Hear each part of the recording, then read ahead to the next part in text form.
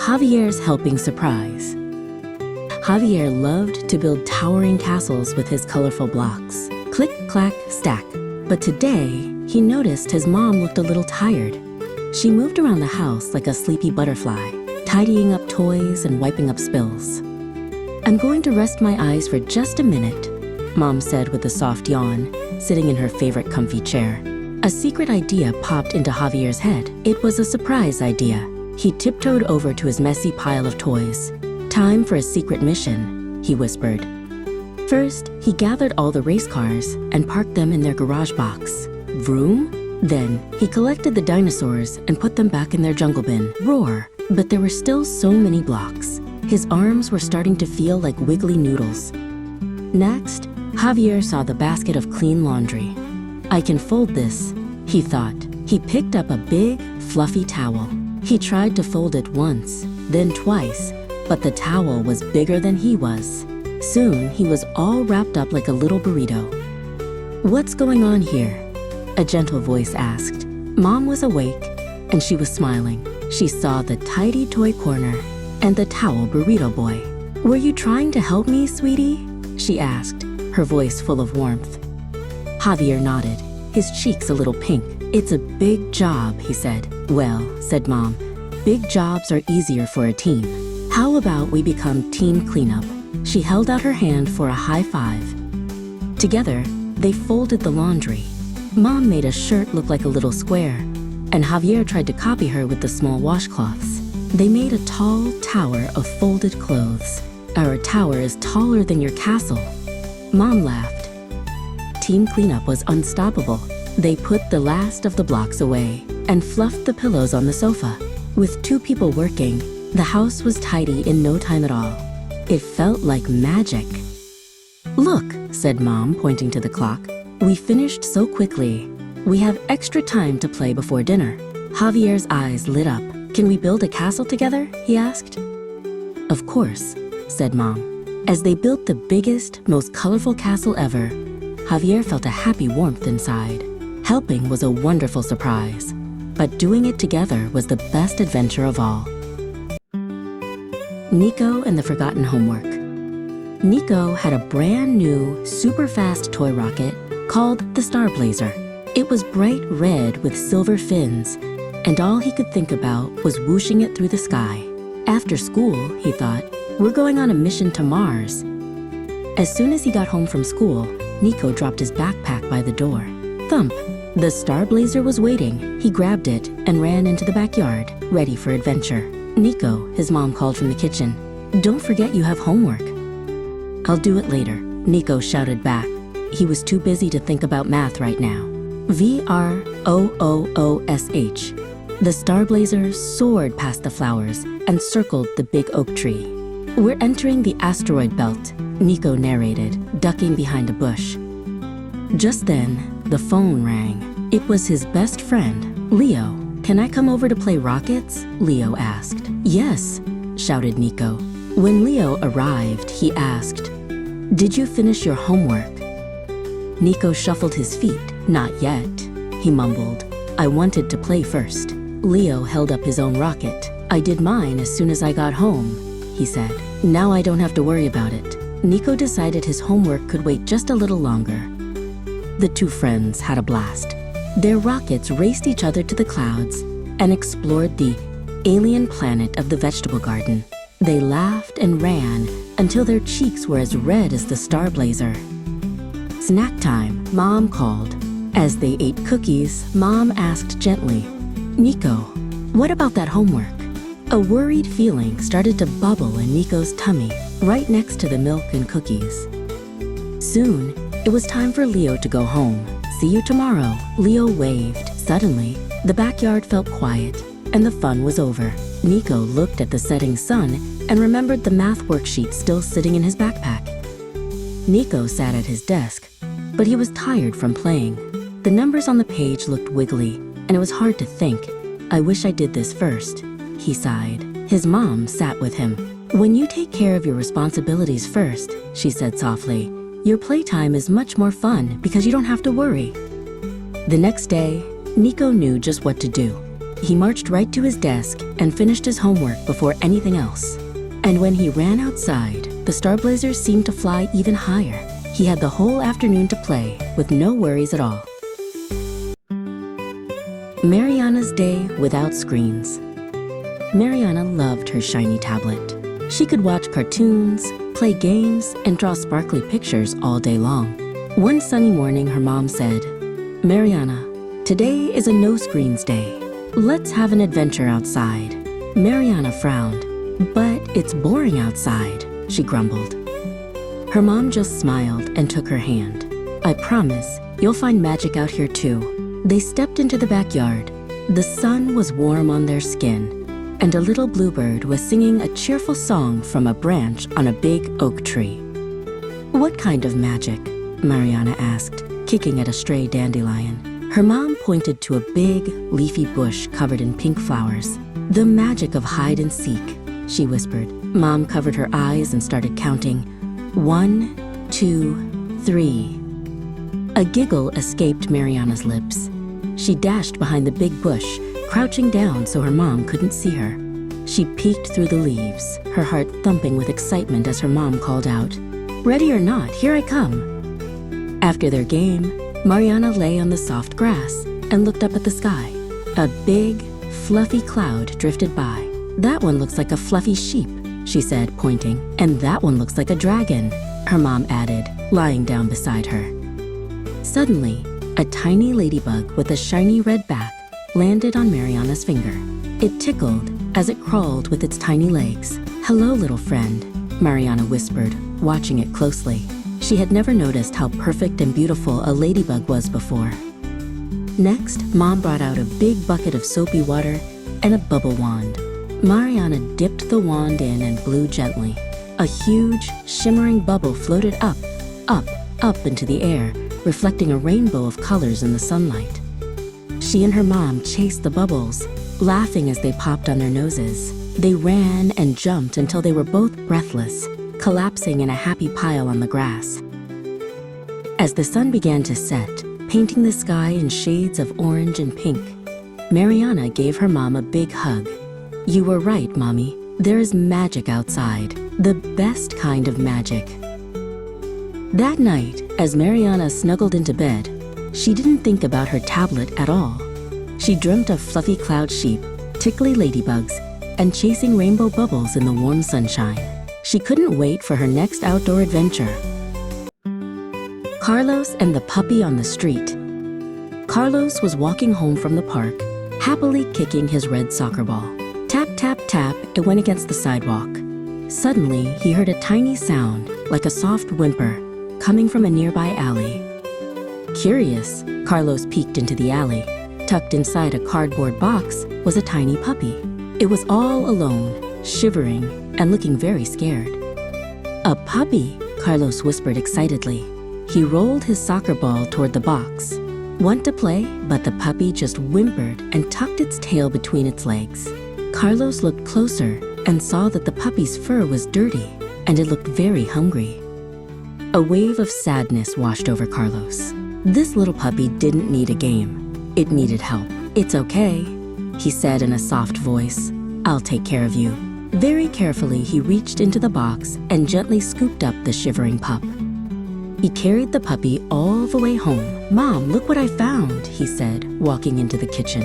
His mom looked up, surprised. "Oh, you poor little thing," she said, seeing the tiny animal in Carlos's arms. Together, they prepared a small bath in the sink with warm, soapy water. Carlos gently washed the dirt from the puppy's fur, while his mom held it steady. The puppy started to relax, enjoying the warmth. After drying the puppy with a soft towel, they set down a small bowl of food and another of water. The puppy gobbled up the food so fast it made Carlos giggle. It was the best sound he had heard all day. "Having a pet is a very big job, Carlos," his mom said as they watched the puppy drink. "They need food, water, walks, and lots of love every single day. It's a promise to always be kind and take care of them." Carlos looked at the little puppy, whose tail was now giving a tiny wag. He knew his mom was right. "I promise," he said seriously. "I'll be the best friend he's ever had." "I think I'll name him Lucky." From that day on, Carlos and Lucky were inseparable. They played with the red soccer ball in the backyard, but Carlos always made sure Lucky had fresh water and a shady spot to rest. Carlos learned that caring for someone and being kind was the best game of all. Paula's crumpled drawing. Paula sat at her little red table, her favorite crayon spread out like a rainbow. Today, she was going to draw the best picture ever for her big brother, Leo. "I'm going to draw a lion," she declared to her teddy bear, Barnaby. "A big, brave, roaring lion." She chose the sunniest yellow for the lion's body and the brightest orange for its mane. She drew a round head and a long, swishy tail. But when she tried to draw the big, fluffy mane, it didn't look right. The lines were wobbly and crooked. "It looks silly," she mumbled. Paula tried again, pressing harder with the crayon. But the mane just looked messier. A frown crept across her face. This wasn't the brave, roaring lion she had imagined. It was a scribble-scrabble lion. With a frustrated sigh, Paula scrunched up the paper. Crumple, crinkle, crunch. She squeezed it into a tight little ball and tossed it into the corner. Her perfect drawing was ruined. Just then, her brother Leo walked in. "What's wrong, Paula?" he asked, noticing her sad face. Paula pointed to the crumpled ball of paper. "My lion is all wrong," she whispered. Leo picked up the crumpled drawing and gently smoothed it out. The paper was wrinkly, but he could still see the sunny yellow body and the swishy tail. "I see a very brave lion here," he said kindly. "He just has a very special, curly mane." "But it's a mistake," Paula said. Leo shook his head. "Mistakes are just how we learn," he said. "Look," he pulled a folded paper from his pocket. It was a drawing of a superhero with one arm much longer than the other. "This was my first superhero. He has a super stretchy arm." Paula giggled. A super stretchy arm was pretty funny. She looked at her own wrinkled drawing. Maybe the wobbly mane wasn't a mistake after all. Maybe it was a silly spaghetti mane, she said, an idea sparkling in her eyes. Paula picked up her orange crayon again. She added more loops and squiggles to the lion's mane, making it the biggest, silliest, most wonderful spaghetti mane ever. She even added a few meatball-shaped spots. Now her lion was unique. She proudly held up the finished picture for Leo. The paper was still a little crumpled, but the lion was magnificent. "He's perfect," Leo said, giving her a hug. Paula learned that even a crumpled drawing can become a masterpiece, and mistakes are just the start of a new adventure. Anna and Mom's cake. Anna peeked into the kitchen. A big yellow bowl sat on the counter, and Mom was humming a happy tune. "What are you doing, Mom?" Anna asked, her eyes wide with curiosity. "I'm making a surprise cake," Mom said with a wink. "Would you like to be my special helper?" Anna's face lit up. "Yes," she cheered, rushing to the little stool by the counter. Mom helped her put on a small apron that was just her size. "Every great baker needs an apron," Mom said. "Now, our first job is to mix the flour and sugar. We have to be a team." Mom measured the fluffy white flour, and Anna got to pour it into the big yellow bowl. Poof! A little cloud of flour dusted her nose. Anna giggled. Then, she carefully poured in the sweet, sparkly sugar. "Next, we need eggs," said Mom. She showed Anna how to tap an egg on the side of the bowl. Crack. The egg opened, and Mom helped her guide the yolk and white inside. "We did it together," Anna said proudly. Now it was time to stir. Mom gave Anna a big wooden spoon. Anna gripped it with both hands and started to mix. Round and round she went. It was hard work. "My turn to help the team," Mom said, and she took a turn stirring until the batter was smooth and creamy. "Just one more thing," said Mom, holding up a bottle of milk. Anna reached for it excitedly. But whoops! The bottle tipped, and a little bit of milk spilled on the counter. "Oh no," Anna whispered, her smile fading. Mom smiled and grabbed a cloth. "It's okay, Anna. Spills happen. In a team, we help each other clean up too." Together, they wiped the counter until it was sparkling clean again. Finally, they poured the smooth batter into a pan, and Mom carefully put it in the warm oven. Soon, a sweet, wonderful smell filled the whole house. "Our cake is talking to us," Anna said, sniffing the air happily. When the cake was ready, they let it cool. Then came the best part, frosting. Anna helped spread the fluffy white frosting all over the top. She even got to add colorful sprinkles that looked like tiny rainbows. Mom cut 2 big slices.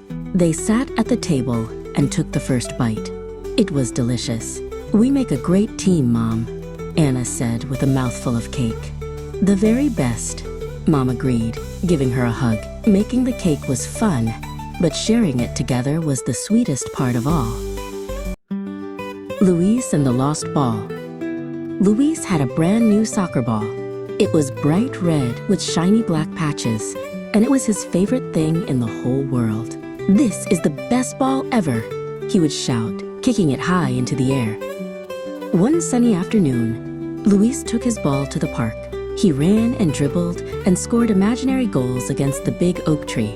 He was having so much fun that he didn't notice his mom calling him.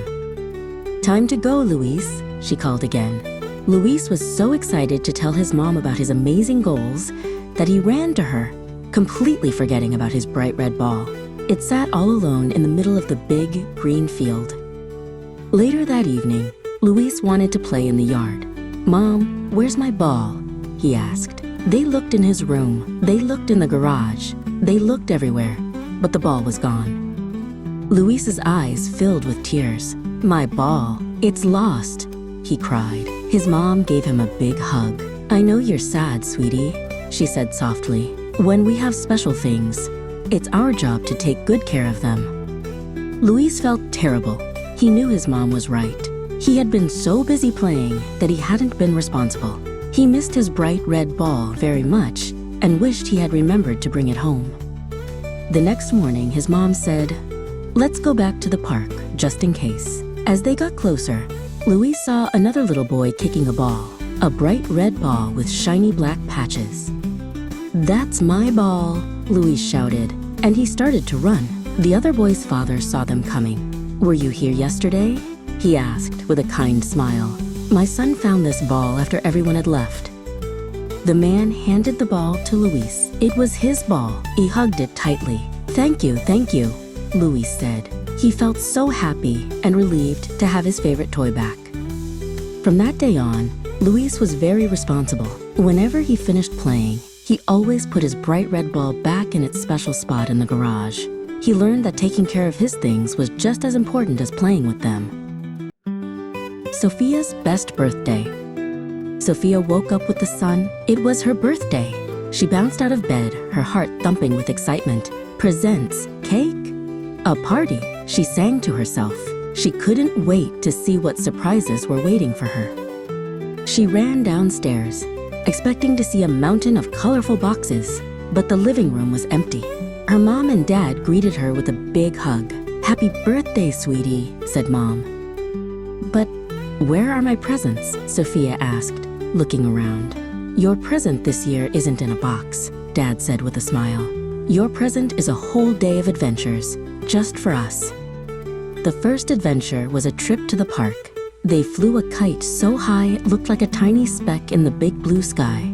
Sophia giggled as the wind tugged on the string, and Dad helped her hold on tight. Next, Mom taught her how to make chocolate chip cookies. The kitchen filled with flour and laughter as Sophia mixed the sticky dough with her hands. It was a delicious mess.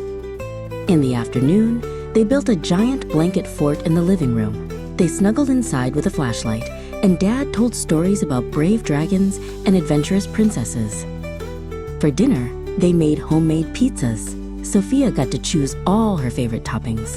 It was the best pizza she had ever tasted because they had all made it together with her mom. Finally, it was time for cake. It wasn't a big fancy cake from a store, but a small one they had decorated together. As she blew out the candles, Sophia made a wish, even though her day had already been perfect. At the end of the day, as they watched the stars from her window, Sophia hugged her mom tightly. "This was the best birthday ever," she whispered, "even better than toys." Sophia realized that laughter, hugs, and shared adventures were the best treasures of all. The most important gift didn't come in a box with a bow. It was the love and time her family shared together. Valeria's first day at school. Valeria clutched her sparkly unicorn backpack. Today was her very first day of school. Her tummy felt like it was full of jumpy, fluttery butterflies. "What if I don't make any friends?" she whispered to her mom. Her mom gave her a warm hug. "Just be yourself, sweetie," she said. "A little bit of courage is all you need. You'll see." The classroom was big and bright, filled with colorful toys and other children laughing and playing. Valeria held her backpack strap and stood near the door, feeling very small. She saw a boy with curly hair sitting by himself, carefully stacking a tower of colorful blocks. He looked just as quiet as she felt.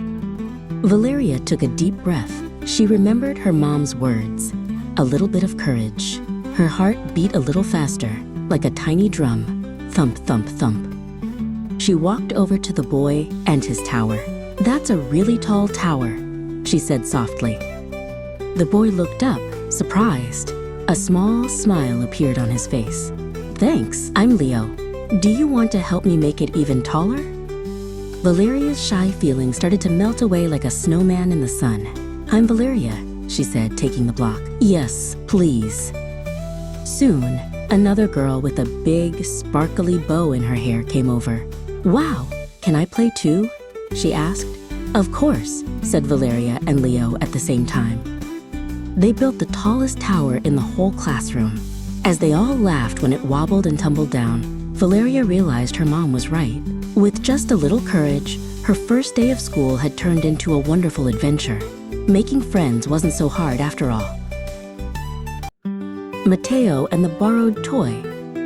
Mateo had a brand new toy, a race car as red as a shiny apple. Vroom, vroom. It was his favorite, and he played with it from morning until night. One sunny afternoon, his friend Leo came to play. Leo's eyes opened wide when he saw the speedy red car. "Wow, Mateo, that's the fastest-looking car I've ever seen." "Can I try it, please?" asked Leo, pointing to the shiny toy. Mateo hugged the car tightly to his chest. "No," he said in a small voice, "it's mine." He was worried Leo might scratch it. Leo's smile disappeared. He sat down on the other side of the room. Playing alone wasn't nearly as much fun. Mateo zoomed the car around a pillow, but it didn't feel as exciting anymore. He peeked over at Leo. The room was too quiet. He thought for a moment. Mateo stood up, walked over to his friend, and held out the shiny red car. "You can have a turn," he said. A huge smile spread across Leo's face. "Really?" he asked. Mateo nodded. Leo took the car carefully, his eyes sparkling with happiness. "Let's build a giant racetrack for it," said Mateo. They gathered blocks and books, creating bridges and tunnels all across the floor. They took turns zooming the car down the ramps and through the tunnels. Laughter filled the room. Mateo realized that sharing his car didn't make it less special. It made playtime twice as fun.